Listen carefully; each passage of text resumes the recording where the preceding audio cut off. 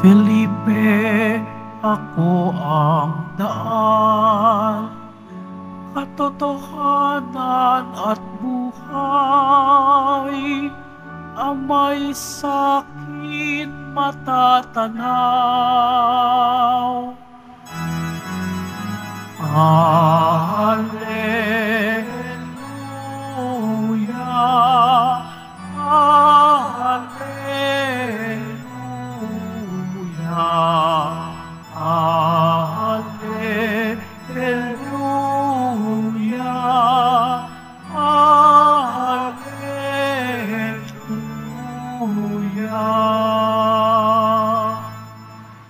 Sumainyo ang Panginoon. At sumaiyo rin. Ang pagpapahayag ng mabuting balita ng Panginoon ayon kay San Juan. Papuri sa iyo, Panginoon. Noong panahong iyon, sinabi ni Jesus kay Tomas, "Ako ang daan, ang katotohanan, at ang buhay. Walang makapupunta sa Ama, kundi sa pamamagitan ko. Kung ako'y kilala ninyo, kilala na rin ninyo ang aking Ama. Mula ngayon ay kilala na ninyo siya at inyong nakita." Sinabi sa kanya ni Felipe, "Panginoon, ipakita po ninyo sa amin ang Ama at masisiyahan na kami." Sumagot si Jesus, "Matagal na ninyo akong kasama, Felipe. Di yata't hindi mo pa ako nakikilala. Ang nakakita sa akin ay nakakita na sa Ama. Bakit mo sinabing ipakita mo sa amin ang Ama? Hindi ka ba naniniwalang ako'y sumasa Ama at ang Ama ay sumasa akin? Ang mga salitang sinabi ko ay hindi ko sinasabi sa ganang aking sarili. Ang Ama na sumasa akin ang gumaganap ng kanyang mga gawain. Maniwala kayo sa akin at ako'y sumasa Ama at ang Ama'y sumasa akin. Kung ayaw ninyong maniwala sa sinabi ko, maniwala kayo dahil sa mga gawang ito. Sinasabi ko sa inyo, ang nananalig sa akin ay makagagawa ng mga ginagawa ko at higit pa rito, sapagkat pupunta na ako sa Ama, at anumang hilingin ninyo sa Ama sa aking pangalan ay gagawin ko upang maparangalan ng Ama sa pamamagitan ng Anak. Gagawin ko ang anumang hilingin ninyo sa pangalan ko."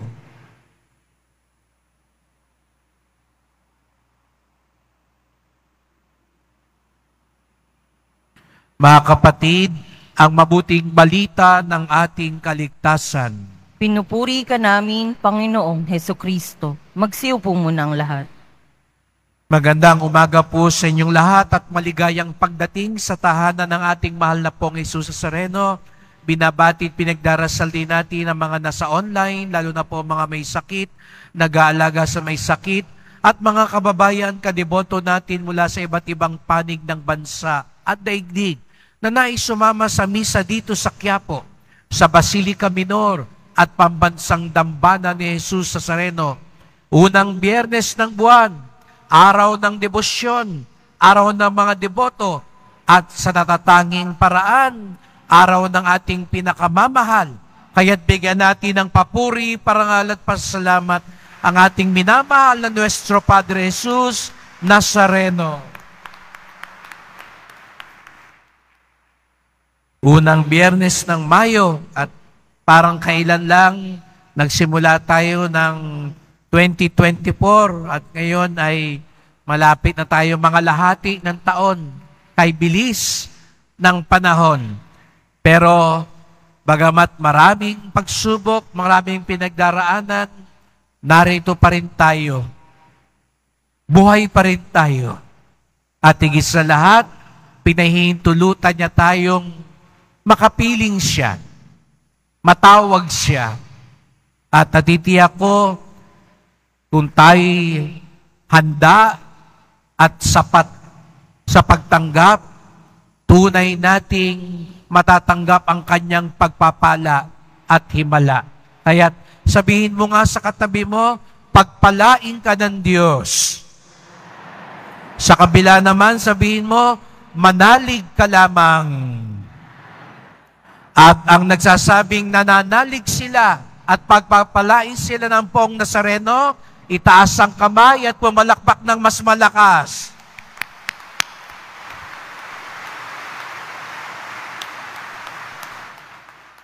Ayan, handang-handa na. At sana nga tunay tayong maging handa, katulad ng mga alagad, mga kaibigan ni Jesus Nazareno. Narito kayo ngayon, agang maaga pa lang, puno tayo sapagkat gusto natin ipahayag na tayo mga alagad, kaibigan ni Jesus Nazareno. Katulad ni Felipe at Santiago na ipinagdiriwang natin ng kapistahan ngayon. At napakaganda ng mga ipinahiwatig sapagkat sinasalamin din natin ang hangarin at nasa puso ni Felipe at Santiago. Si Felipe na kanyang sinabi sa Panginoon, Panginoon, ipakita po ninyo sa amin ng Ama, masisiyahan na po kami. Show us the Father, and that is enough. Masisiyahan. Ang isang salin dito ay sapat na iyon para sa amin. Napakagandang pagnilayan ang kahilingang ito ni Felipe. Ipakita po ninyo sa amin ng Ama. Ipakita po ninyo sa amin ng Diyos. Ito ang pinakamalalim na hangarin at kagutuman ng isang tao, ang makita ang Diyos. Aminin man natin o hindi, ang hinahanap natin ay ang Diyos. Kaya't napakagandang paalala sa bawat isa sa atin. Hindi pera ang hinahanap mo, bagamat yan ang pinagdarasal mo ngayon. Hindi kalusugan ang hinahanap mo lang, bagamat yan ang ipinapanalangin mo ngayon. Hindi lang pakikipagkasundo, hindi lang makapasa sa board, hindi lang makapag-abroad. Ang lahat ng ating hinihiling, ang pinakadulo at puno nito ay ang Diyos. Iyon ang makapagbibigay sapat at kasiyahan sa atin.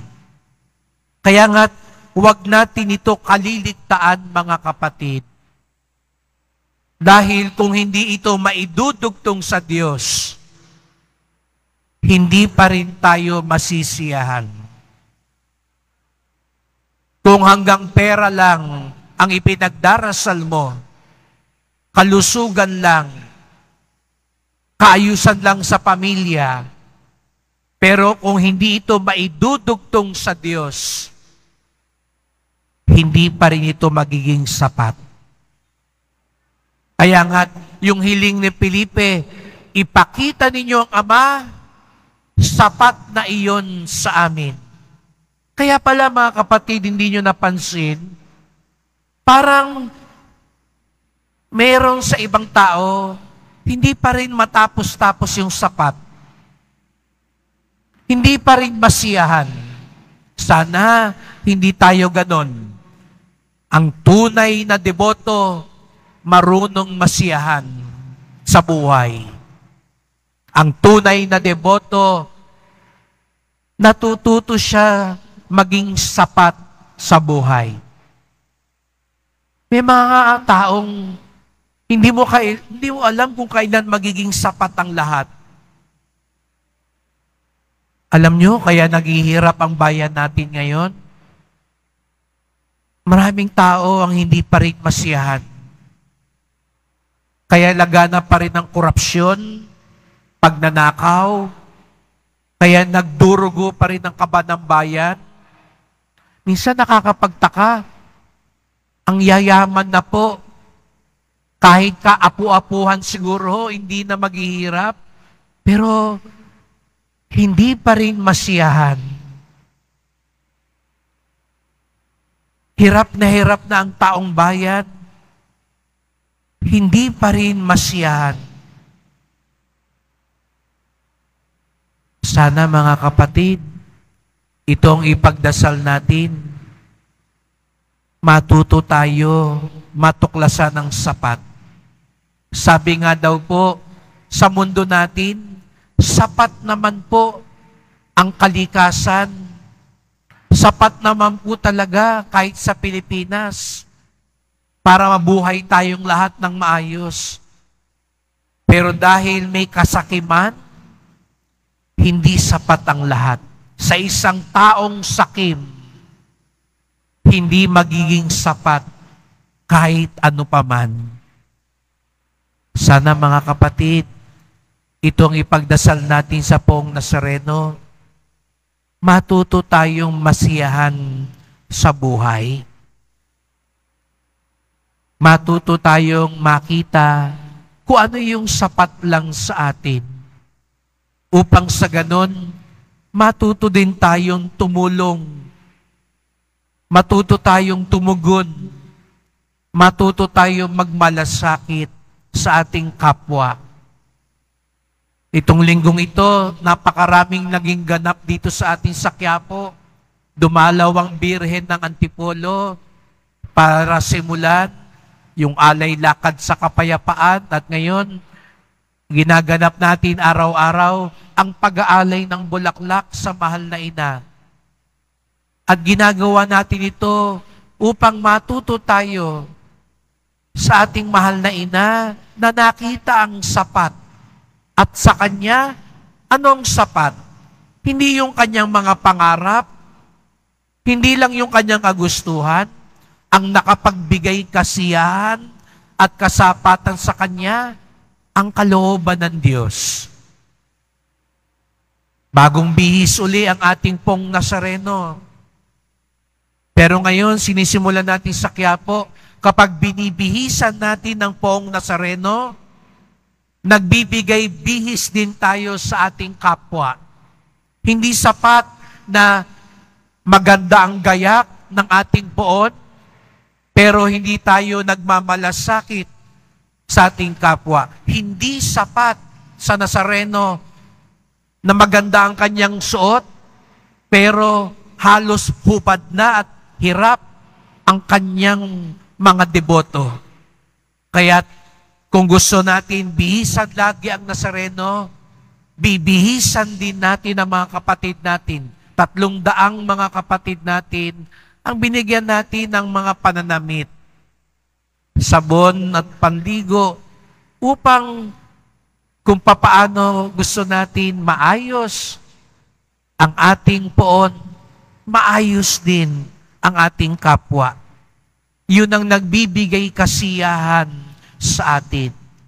Sapagkat yun ang makatutulong sa atin upang lalong makilala ang Diyos.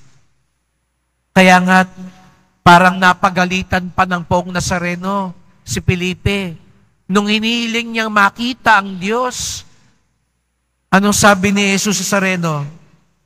Felipe, di yata't hindi mo pa ako nakikilala. Ako na ang hinahanap mo.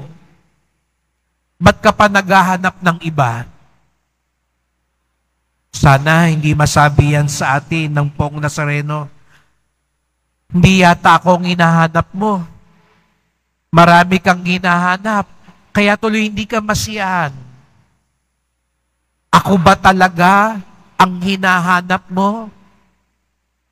Ngayong Biyernes na ito, sana ang dahilan talaga ng pagpunta natin dito, hindi yung hinihiling natin sa Kanya. Ang dahilan kaya tayo narito, walang iba kung hindi Siya. Siya na daan, katotohanan, at buhay. Yun ang tunay na makapagbibigay sapat at kasiyahan sa atin. Kaya nga ang tunay na deboto, pwede niyang sabihin, mahal na poon, kahit hindi niyo pa agad nabibigay yung inihiling ko, okay pa rin sa akin, sapagkat sapat na sa akin ang makapiling ka. Kahit hindi pa ho nawawala, mabigat pa rin ang krus ko, sapat na sa akin, sapagkat kasama kitang nagpapasa ng krus. Kayo pa lang ho, sapat na sa akin. Masasabi pa ho ba talaga natin ang tunay ito? Na ang talagang makapagbibigay kasiyahan sa atin ay Siya. Ang kalooban niya, ang kabutihan niya, upang katulad ng mga alagad, ito ang ating maikwento, maipakita, at maipahayag. Si Jesus Nazareno, ang kanyang kabutihan, ang kanyang kalooban.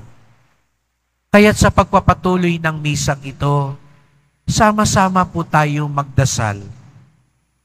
Mahal na pong Jesus Nazareno, narito po kami sapagkat higit sa lahat, ibig po namin makita kayo.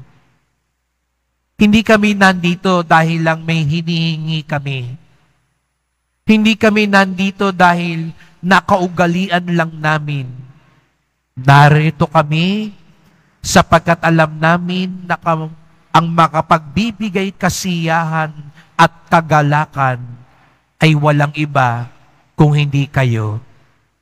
Patawad po sa aming mga kasalanan. Patawad po kung hindi kami sumusunod ng tunay sa inyo. Nawa ang aming debosyon ay maghatid sa aming misyon upang lalo ka naming makita, upang lalo ka namin maipakita sa aming buhay. Mahal na pong Jesus Nazareno, kaawaan niyo po kami, basbasan niyo po kami. Amen. Amen.